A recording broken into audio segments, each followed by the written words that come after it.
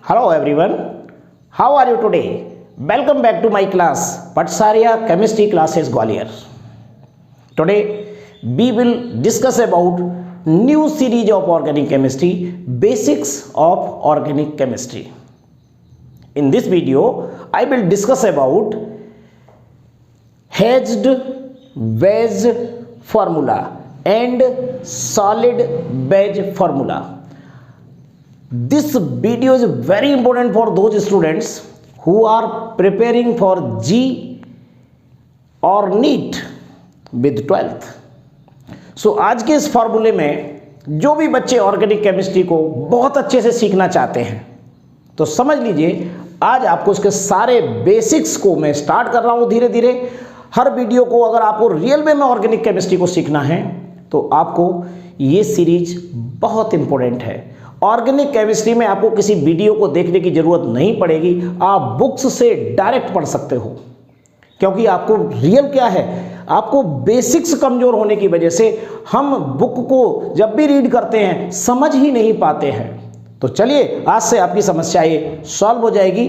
मैं आपको आज शुरुआत कर रहा हूं एक ऐसे फॉर्मूले से जो सबसे ज्यादा परेशान करता है जब हम केमिस्ट्री पढ़ते हैं। इस फॉर्मूले का नाम है पर्सपेक्टिव फॉर्मूला। देखिए ध्यान से, पर्सपेक्टिव फॉर्मूला ये मैंने आपके लिए जो बनाया है, आपको रियल वे में इस टाइप से बनाना सीखना है। मैं आज इसका पूरा बेसिक आपको कुछ ही मिनटों में बताने वाला हूं। तो सबसे पहले इसको लिख लीजिए, यहां पर एक कैसा फॉर्मूला है। इस फॉर्मूले को आपको सीखना है। जब भी आप ऑर्गेनिक केमिस्ट्री पढ़ेंगे और जहां से भी शुरुआत करेंगे, स्टीरियो केमिस्ट्री वहीं से चालू हो जाती है। अगर आप कॉम्पिटिटिव स्टूडेंट हैं तो स्टीरियो केमिस्ट्री आपका पीछा कभी नहीं छोड़ेगी पूरी ऑर्गेनिक केमिस्ट्री में। और जब भी स्टीरियो केमिस्ट्री वाला नाम जब आता है तो हम ऑर्गेनिक केमिस्ट्री से भटक जाते हैं, हमें नहीं समझ में आता कि कैसे इसको समझें। तो इसकी शुरुआत कहां से हमें करना चाहिए आज आपके सामने है।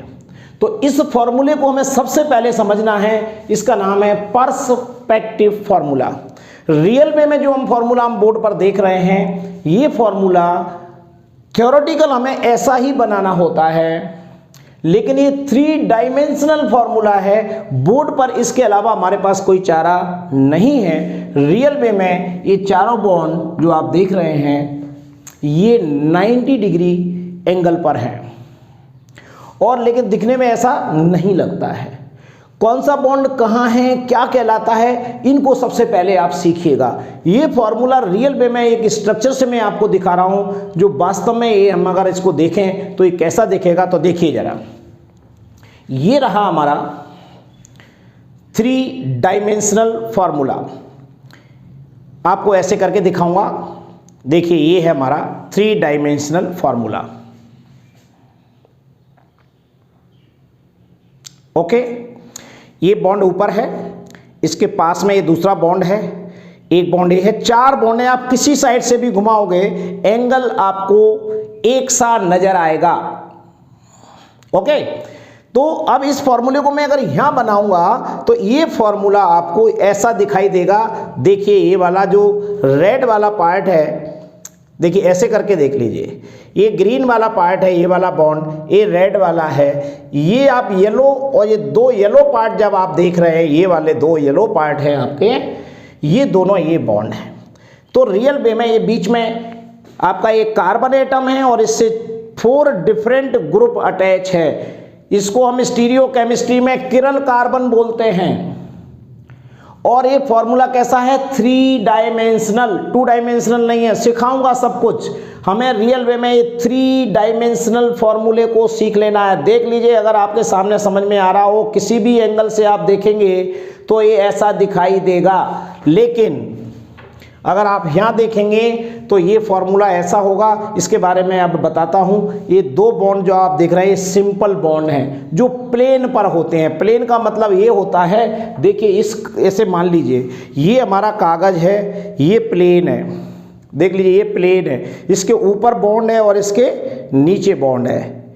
तो ये प्लेन पर जो हैं, ये तो मैंने ऑक्टाहेड्रल का स्ट्रक्चर है, अभी मैं आपको ऑक्टाहेड्रल नहीं सिखा रहा हूँ, बस ये बता रहा हूँ ये प्लेन है। जो प्लेन पर बॉन्ड होंगे ये बॉन्ड प्लेन पर हैं। और इस ऐसे हमारा ये हाथ है, इसके नीचे बॉन्ड हो और इसके ऊपर बॉन्ड हो, वो दोनों बॉन्ड ए वाले हैं। चलिए इसको देखते हैं। तो इस बॉन्ड को कैसे बोलेंगे? इस सिंपल बॉन्ड है जो प्लेन पर रहेगा। प्लेन माने ए कागज मान लीजिए, हमारी अब बुक मान लीजिए, इस प्लेन पर है ये दोनों बॉन्ड, ए वाला और ए वाला। प्लेन के नीचे और प्लेन के ऊपर दो बॉन्ड होते हैं, वो ये हैं। इनके नाम बताऊंगा और कौन कहाँ होता है ये समझिए। तो ये simple bond on the plane, ये भी सिंपल बॉन्ड है। ये दो सिंपल बॉन्ड हैं जो प्लेन पर हैं। इसको क्या बोलते हैं और इसको क्या बोलते हैं? इसको बोलते हैं, कहलाता है हैच्ड बेज बॉन्ड। और ये क्या कहलाता है? इसको देख, सबके नाम देख लीजिए पहले तो आप। इस तरीके से सबसे पहले 3 डायमेंशनल फॉर्मूला अगर सिंगल कार्बन किसी के पास है तो ये 4 बॉन्ड उस पर अगर ये अटैच है तो किस तरीके से रहेंगे? 2 सिंपल बॉन्ड जो प्लेन पर होते हैं, 2 बॉन्ड आप देख रहे हैं, ये हैच्ड बैज है, ये सॉलिड बैज है। सॉलिड बैज जो होता है ये प्लेन के ऊपर रहता है। ये कहाँ रहता है? प्लेन से ऊपर की साइड को, मतलब स्पेस में दिखा दीजिए। जो नीचे बॉन्ड होगा वो ए वाला होगा, जो पास पास में दिखा रहा हूं। ये कहाँ होगा? प्लेन के नीचे। प्लेन के नीचे है वो ये है, प्लेन के ऊपर है वो ये है, ये दोनों प्लेन पर हैं। 3 डायमेंशनल स्ट्रक्चर बोर्ड पर हमें ऐसा दिखाई देगा। अब हम जब भी फॉर्मूला बनाते हैं और इससे संबंधित स्टडी करेंगे तो ये दोनों हमें बहुत कंफ्यूज करेंगे। इसकी मेन आपको बात बता रहा हूं, मेन ट्रिक आपको बता रहा हूं। ये दोनों फॉर्मूले, दोनों बॉन्ड, ये दोनों बॉन्ड हमेशा एडजासेंट पोजीशन पर होते हैं।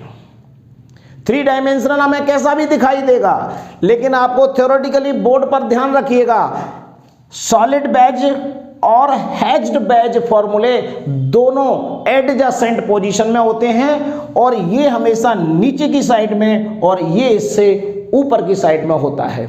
उसके बाद इन फॉर्मूलों को आप कहीं भी लगा दीजिए। ऐसा नहीं हो सकता कि इसको आप यहां लगा देते और इसको आप यहां लगा देते। ये दोनों क्या होना चाहिए?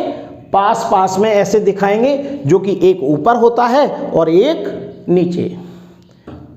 ये देख लीजिए, ये है बिलो द प्लेन और ये वाला जो पार्ट है, अब आप नहीं भूलेंगे। तो जो सॉलिड है, ये वाला सॉलिड, वो एबव द प्लेन होगा और जो डॉटेड दिखाया, लाइनिंग करके दिखाया, जिसे हैच्ड बैज बोला जाता है, ये वाला जो है बिलो द प्लेन रहता है, यानी प्लेन के नीचे, ये प्लेन से ऊपर। इस तरीके से इनकी स्टडी करते हैं। पहली बात तो क्या याद रखना है? ये दोनों एडजासेंट पोजीशन पर होना चाहिए। एडजासेंट पोजीशन में सॉलिड बैज फॉर्मूला जो है वो हैच्ड बैज फॉर्मूले से नीचे होना चाहिए। बहुत ही बारीकी स्टडी है, बुक्स में पढ़ने के बाद आप बहुत सारा कन्फ्यूजन हो सकता है, लेकिन ये बेसिक है, आपको पता होना चाहिए, जब ये आप क्लियर कर पाएंगे। अब अगली बात आती है, ये जो कार्बन आप देख रहे हैं, अगर ये चारों डिफरेंट ग्रुप हैं तब इस कार्बन को हम, ये आपका किरल कार्बन है। कौन सा? ये कार्बन। 4 डिफरेंट ग्रुप इनमें अटैच होंगे।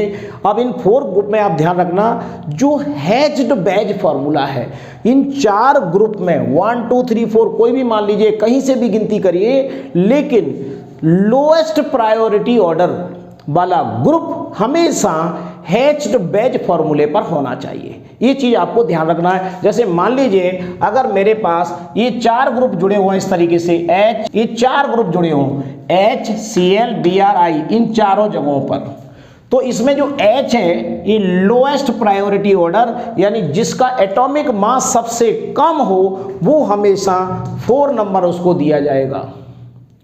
तो ये हमेशा 4 नंबर है, तो इस तरीके से आप नंबर दे सकते हैं। ये 4 है। लोएस्ट प्रायोरिटी कहाँ आना चाहिए? 4 नंबर पर, यानी हैच्ड बैज पर। उसके बाद 1 2 3 जो है वो उस क्रम में जिसका जितना प्रायोरिटी ऑर्डर हो उसको वो नंबर देना है। और उसके बाद में इसकी आगे की जो स्टडी होंगी वो हम पढ़ेंगे सारी चीज। अभी आपको केवल बता रहा हूं, ऐसे 4 ग्रुप आपके पास अटैच है तो लोएस्ट प्रायोरिटी यानी हाइड्रोजन 4 नंबर पर होना चाहिए और 1 2 3 कहीं पर भी लगा दीजिएगा। दूसरा, ये दोनों एक दूसरे के पास में होना चाहिए और ये सॉलिड बैच हैच बैच से हमेशा नीचे की साइड में दिखाई देना चाहिए। तो thank you very much. Next video will be continue.